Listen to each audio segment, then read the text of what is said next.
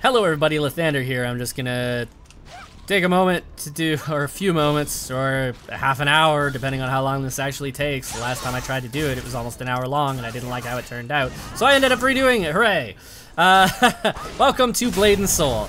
This is a relatively new, but not new, MMO from Team Bloodlust. Not that I really know anything else that they've done, but, it is your typical MMO with an atypical combat and movement setup. What do I mean by that? Well, it's pretty much your usual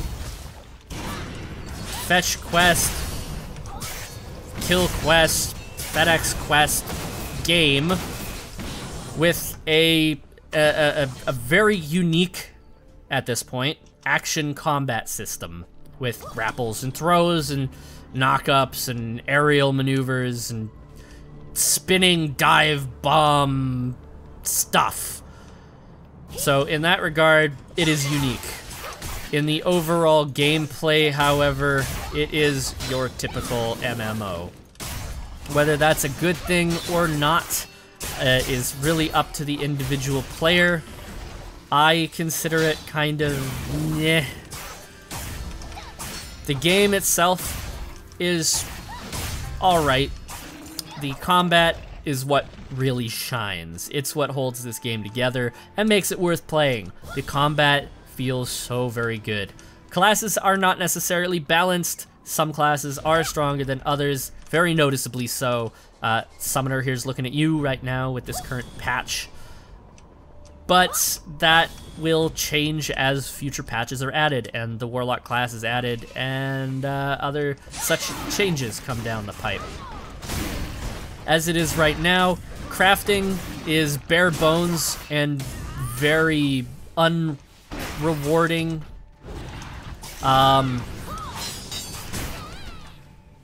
Exploration is limited by numerous, and I mean numerous,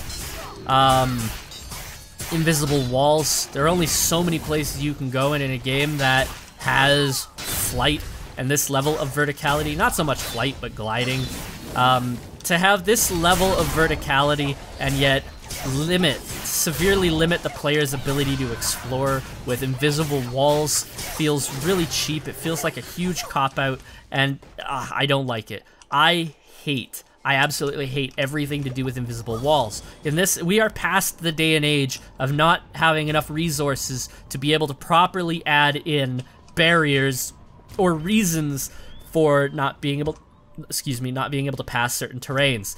I mean, come on. We've got giant freaking hulking cliffs. We've got floating islands. Where is it? Yeah, floating hunks of rock. I'm sure you can come up with some reason why you're not able to traverse past certain points. Like, one invisible wall is going to be right over there where that waterfall is. There's a transition over there, but that waterfall is a giant invisible wall. Pretty much on the map, anywhere you see this line here, that's an invisible wall. Huge freaking invisible walls surrounding the entire playable landscape. I can understand not wanting players to be able to go outside of the map, but put some kind of actual barrier in the way, or just make it, you know, add an out-of-bounds area so that if they go that way, they end up, I don't know, being teleported back, or they end up dying. Give some actual, tangible, understandable reason for not being able to explore out into that other content, other than, oh, there's an invisible wall that impedes my progress. The starter island actually had it. You could fall off the island and die. That's great. I think that's fine. There's absolutely nothing wrong with that sort of thing. If you want to limit my ability to explore and break the bounds of the map by killing me because I did it, sure, that's fine. I won't have any arguments with that as long as I am able to understand what areas I can and cannot explore into. But if you're just going to limit exploration and progression with invisible walls, that's a cheap, lazy cop-out, and I don't like it. I don't appreciate it. I don't like seeing that in any game. Guild Wars 2 is another game that has a lot of verticality and gliding with Heart of Thorns, and yet they were able to do it in a way that doesn't feel cheap. You know, you start going out of bounds, it tells you, hey, you're out of bounds, you're going to be teleported back onto the map if you keep going this way. And that's exactly what happens. There's no, I have not run into any invisible walls in Guild Wars 2. I think about the only place that I can think that there might be some would be in structured PvP, if you're able to, like, I don't know, the watchtower or the clock tower map. I can't remember what it's called. If you're able to get up onto the fences of the boundaries, you might not be able to get outside of the map. But aside from that, I don't remember any invisible walls in the game. I could get out of bounds and then it would alert me, hey, you're out of bounds. If you don't go back inside, we're gonna teleport you back inside. So there. World of Warcraft would give you the fatigue notification, and if you did not get back in the bounds of the map within the time limit, the countdown timer, you would be killed. You would die, and you would have to return to your hearth point. That was completely fair. It was completely valid. The game warned you that these would be the consequences of your action if you decide to continue on, do it at your own risk. Borderlands did an amazing job of it, from what I can remember. I think it was, what was it, Borderlands 2? Or no, it was the original Borderlands. They had an entire area out near the beginning where if you went outside, the turrets would kill you, and you were given a warning saying, hey, you're leaving the map. If you don't turn around, you will be terminated.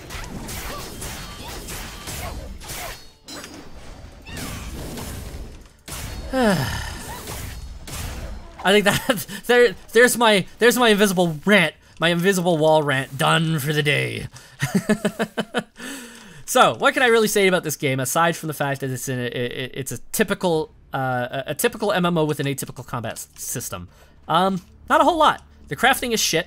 It really is. This is what you do: receive,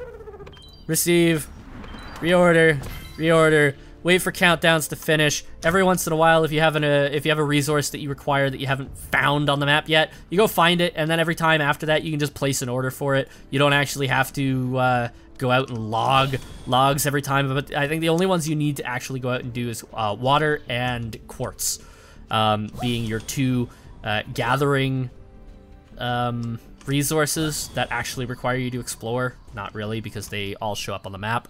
See, spring water. Quartz will also show up exactly the same. These nodes are not always active, mind you. They're only active if you see a glowing green thing sticking out of it. I think they rotate through as people activate them. So if somebody finds the one that's active, this one might become active afterwards. Kind of like how Final Fantasy XIV did it originally, where you would literally follow the same triangle between nodes over and over and over again until you were done gathering. It's probably very similar to that. See, there's another one right there. Yeah. Except I can't gather it, so whatever. So yeah, gathering is shit. Crafting, for the most part, is shit because there's only one worthwhile profession, and that is the Soul Wardens. Everything else that you get should be geared towards getting this level up. So green thumbs for the clay, for the Mary Potters to make the refiners that allow you to make the transformation stones, the tree fellers for the logs that allow you to craft these to increase your skill, and the sap required to make the stuff that allows you to make the things that you need to make the transformation stones. You see what I'm getting at? There is absolutely nothing to the crafting. It is complete garbage, bare bones, almost worthless. There is a blacksmithing profession, there is a jewel crafting profession, but your weapon that you get at before level 5 has the ability to be upgraded, leveled up, and evolved to continuously level with you. Mine right now is level 36, and as soon as I get my hands on the incredibly expensive that I can't afford Moonwater Transformation Stone, it's like 5 gold and I only have 3, and I can't make it yet because my stupid crafting profession is not high enough level yet, I will be able to upgrade it again. Eventually, I will end up ditching it for a legendary weapon. Yeah, that's great and all, but what's the point of the blacksmithing profession? What's the point of the jewel crafting profession if the stuff that they can make have absolutely no worth outside of feeding the stuff that they make to the to your weapons and your accessories? Because the thing with this is you also get the same deal going on with the ring, the earring, and the necklace. You can upgrade and evolve those, and they will level with you. Crafting sucks. These surveys are incredibly annoying. Every few levels, you will get a survey. You have to answer the survey. You've got a bunch of tick boxes. You choose one answer. Every once in a while, it'll have a little box where you can add text-based feedback on the game. I don't know if any of it actually makes a difference, if any of it is paid attention to. Probably in a small way, but probably not, because every single character that you make is going to get the same surveys with the same questions at the same levels over and over again for every single character that you make. It really gets obnoxious after a while. I really wish there was a tick box saying that I've already answered this survey, just give me the fucking items already. But there isn't. So yeah, there's that. Exploration with the exception of the invisible walls is great. The gliding, the jumping, the wall running when you get to that point, which is level 45, and you have to finish the story first. The outfit gathering, the dungeons, it all feels very I mean, it's no Fashion Wars 2, Bag Wars 2, whatever you want to call it, Guild Wars 2, but I mean, there are a lot of outfits to find. You can actually, the game is nice enough to tell you all of the outfits that you can currently get and what you need to do them if you, or to get them. If you don't see, let's see, Twist of Fate, acquired from Chapter 17, the Test of 8, Beast Hunter, gained from a particular dungeon. If you don't see that, then it's Cash Shop, or something else like festival stuff, which I think for the most part are Cash Shop. One minor complaint that some other people are going to have major complaints with is the over-sexualization of the female characters. For the most part, almost every outfit has platform heels and boob windows, or short skirts, or a lot of ridiculous amounts of skin showing. The Gone have it worse. The Gone really do have it worse. Accentuated buttocks. I mean, just sticking right out there. Huge boob windows, or in the case of, I don't know, where is it? The Stinger. I actually have the Stinger. The Stinger. No butt covering. I mean, the other female races at least get skin-tight butt coverings. I mean, boob window, yes, but the Gone, thighs exposed, butt like right out there, and giant boob window. The Lin are adorable. I have not seen really any sexualization of this race, which is nice, with the exception of maybe one or two outfits. However, this Silver Dragon outfit, you can only get, it does not include the mask, mind you, you can only get by purchasing a year's worth of premium membership for like $120 US or more. I didn't actually work out exactly how much it costs. That's about as sexualized as the Lin gets, which is not much. It's like the Ellen from Terra, but kicked down 2 notches, which is nice. I love this race. They are adorable. Everything about them is freaking adorable. Their outfits look amazing. I love them, especially compared to the other races. Like, this, This, freaking awesome.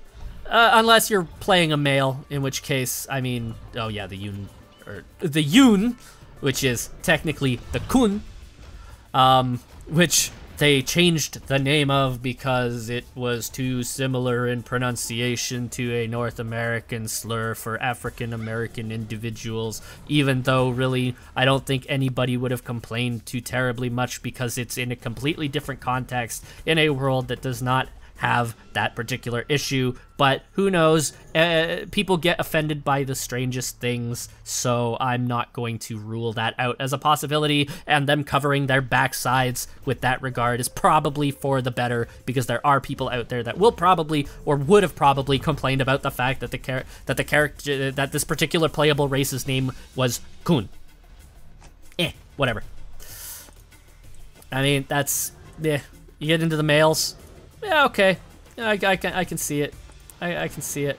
But you get other such stuff like this. Okay, no boob window. No, well, this one, yeah, okay. Bad example. Where is it? I have it. I actually have it. This one. The old Stratus Empire outfit. Yeah, okay, looks like actual armor. Let's take off that shit. Looks like actual armor. It looks pretty badass. Then you go over to the female. well, they're not as bad. The Jin are wearing a skirt and have no armored coverings on the back of their legs for some reason. The other two, not so bad. Boob window. What the hell? Like, seriously, what the hell? Why? Why this boob window? Why? This is the most absurd boob window ever. I got this outfit because I wanted the tail, and then I saw that, it was like, oh, fuck, whatever. What the hell? The hell? You got the stinger, giant butt window. Then you got some other absolutely ridiculous outfits, such as one of the cash shop outfits. Festival, Blade Soul shop. It is, I mean, they've got schoolgirl outfit. They've got this one. They've got that one. The white Rosetta. The Scarlet Shade. Ivory Bird. This one's pretty normal. First Steps, pretty normal for the most part, except for the panties. Yellow Delilah, that's the one. What the fuck? Seriously, what the fuck is this even? I mean, I understand it's supposed to be like a bee, but seriously, the fuck? This is okay. This is cute, but this is what what the fuck? Serious underboob for days. Oh, god damn it, why? But I know exactly why. I know exactly why, and I'll tell you exactly why. Because the guy that they got to do the character designs and the outfit designs for the game is the same guy who did the Magna Carta games, so I was actually expecting this. I was completely expecting this to be the case. This is going to turn some people off, the fact that you got shit like this, and that, you know, every outfit comes with basically high heels or platformed heels outfits. That's actually kind of cute aside from the boob window, but okay, whatever. This is going to be a turnoff for some people. I have one particular friend in mind who, you know, wanted to like the game, liked everything about the combat and the gameplay, but didn't like the fact that if she created a character, she would not be able to take the character seriously because of the hypersexualization, much like in Terra. That's what she loved Terra, but got turned off of the game because of the hypersexualization of the female characters. She couldn't create a character that she actually enjoyed playing because she couldn't see past the sexualization of the character. So I completely understand there are going to be people who do not like this.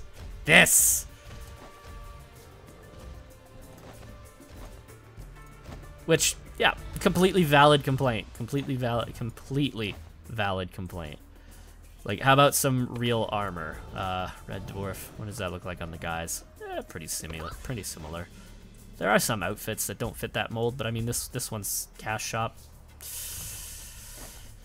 Silver Dragon. Looks relatively normal. No boob coverings. Whatever. I've talked about that a little longer than I had meant to. So yeah, that's Blade and Soul in a nutshell, or as a lot of people have coined it, Boobs and Soul.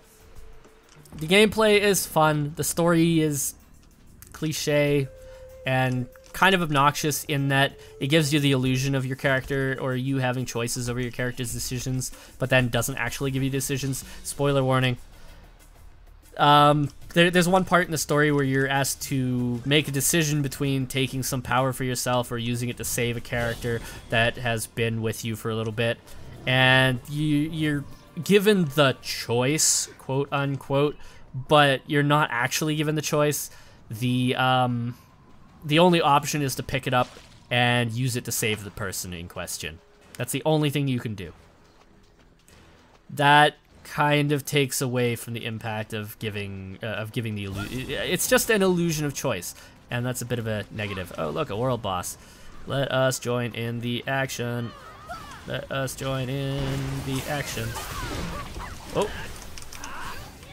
Okay.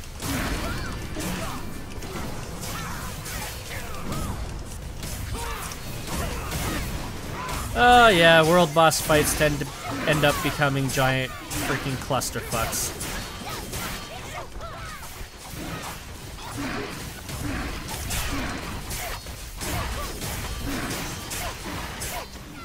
And latency does play a big part in your ability to play this game.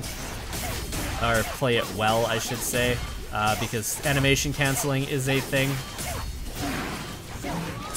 And what I mean by animation canceling is certain abilities will end up canceling out the follow-through animation of other abilities, like for example the Blade Master's animation canceled abilities once this is off cooldown. Well, it's Flicker and Hone Slash. Hone Slash has a large follow-through. Flicker is an animation canceller, which means it will end up canceling out the follow-through animation of Hone Slash, which means if I do it properly, I can use Hone Slash, then immediately use Flicker, and go back into another Hone Slash. The only problem with that is I don't have the focus regeneration to do it very well, unless I'm in a dungeon or in a party or in a big fight like that where a, I don't know, Lin Blade Dancer is force choking an enemy and giving me 4 points of force of chi regeneration every time I hit it.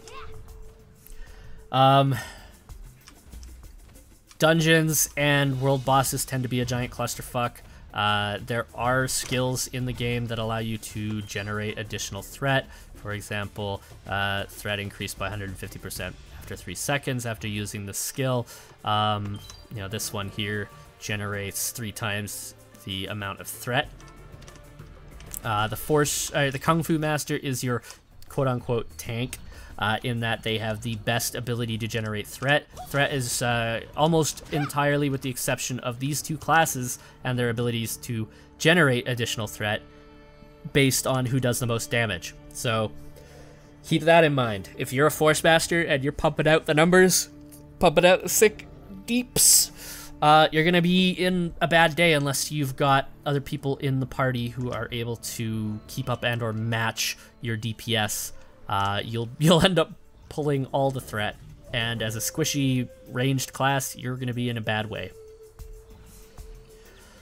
The ability to see ground telegraphs is not so big a deal because the enemies themselves have huge wind-up animations that pretty much tell you when you need to be careful. If an enemy, if a boss is going to be jumping into the air, probably you're not going to be able to block it, so you're going to want to dodge out of the way. If an enemy is winding up for a big swing, you're probably going to be able to block it, so you can just use a block or counter skill, or a dash behind them. Anything with an iframe or an immunity frame, which is pretty good. I like that. I like being able to avoid skills through actual skill, as opposed to, see, that was an iframe. There's another iframe. Pretty much anything that makes you unable to be damaged for a period of time with these ones, you pretty much have to preempt the enemy's attack with the use of it, so it does take timing, it does take practice. And it can be a bit of a challenge to do, but it's very rewarding when you actually do it, when you manage to avoid a large attack or a big CC attack from an enemy. Very rewarding. These fucking wheels are the bane of my existence. These wheels, you get essences from bosses, world bosses that you kill. You use them to spin these wheels. These wheels will give you random rewards, outfits, weapon chests, soul shields, that sort of thing. And then you can use other things, like in this case keys, in order to open these chests and get weapons, jewelry, basically stuff to upgrade your current weapons. Excuse me. But it's all RNG. It's all RNG. And it's some of the worst RNG in the world. I have literally used more than 20 keys on 20 chests and not gotten the weapon that I needed out of 6 classes. The chances of that happening are incredibly low, but oh my god, if it doesn't happen ever, relatively often, believe it or not. The loot system in dungeons and parties is pretty decent. It's a bit of an annoyance when you first start out with it, but you get used to it. The biggest benefit that I see to it is it's a good way to make money. If you do constant dungeon runs in a dungeon where something that drops is incredibly valuable and people go crazy bidding on it, Whoever wins the bid, the amount you don't just need or greed or anything like that. You actually have a loot auction where everybody in the party that took part in the fight has the ability to bid on the items that they want. And it is literally as it sounds. It is an auction. Now, whoever wins the auction pays whatever they bid. Everybody else who has not left the zone gets a split of whatever the winning bid was. I think that is a really cool system. It rewards the people who don't win, and also rewards the person who does win, because you get to determine how much a particular item or a particular drop is worth to you. And if you beat somebody else out who really wanted it, they don't have to feel too bad, because at least they get some of what you paid for it. Which I think is pretty cool. The only downside being that incentivizes the trolley action of inflating the price of stuff in dungeons. But that can have adverse effects, because if you bid somebody up on something with the intention of, oh, I'm gonna make some easy cash, and then they decide to not outbid you, well, you're stuck for it. There's no way to cancel a bid. Aside from that, let's see, I talked about the invisible walls, I talked about the over-sexualization of the female characters in the game. There's not really much else to talk about. The combat's good, the crafting sucks, the story kind of bleh. The environments are pretty, but there are a lot of bugs, movement bugs, getting stuck on terrain, getting stuck on stairs, well, getting stuck when sprinting. Sprinting is a mixed bag because you get stuck, I can't get off of it until I stop sprinting. The same thing happens on every set of stairs, literally every set of stairs. It can be annoying. Other things include weird hitches when you're jumping on or over stuff. Optimization in the game is not great. It's actually pretty terrible, but I've heard rumor that there is an optimization patch in the works. I think China actually just got the optimization patch, so once it's ready for release over here, we'll probably be seeing it, though I wouldn't really expect to see it anytime before the Warlock release. That's my expectation anyway. What do I mean by optimization is kind of shitty? Well, I mean that you see my FPS counter up here. It's usually around a solid 60. When I'm running around, it'll just randomly, for no reason, drop. It usually drops to about 35 to 40. And there's no seeming rhyme or reason. It might just be that the game is freeing up used memory. I don't know. But I do know that changing all of my graphics settings to the lowest possible setting. Right now, I'm running on max settings. I've tried turning all of these off and setting every one of these as low as possible, down to 1.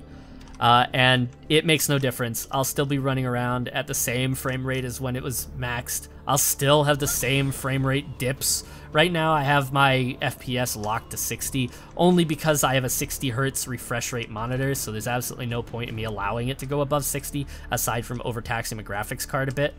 At least that's my understanding of what happens if you unlock the frame rate. Oh yeah, see, there we go. A nice lockup for some reason. I have a theory as to why that happens, and that's the fact that the game does not render anything that is not currently on screen for you. So, you know, if you don't have something on screen, it won't actually do anything, and then you turn around and it re-renders it.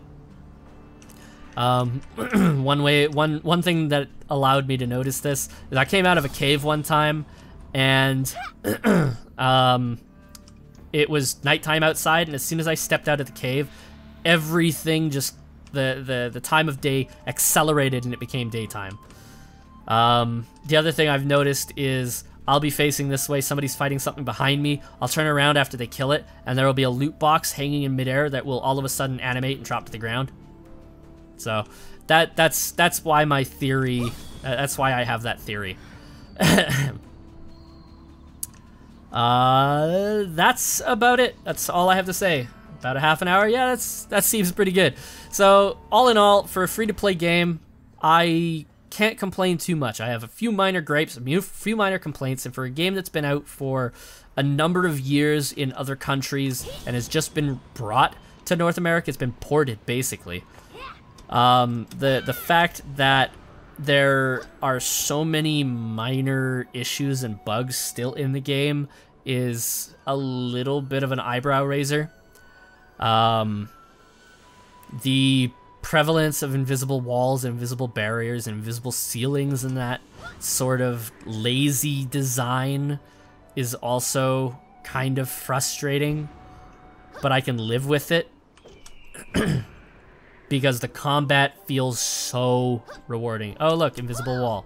Oh look, invisible wall. Ah, I love it. It's a fucking invisible. I just want on top of the monkey's dish. Come on. No. No. Ah. Damn it. Fucking hell. Fucking invisible wall.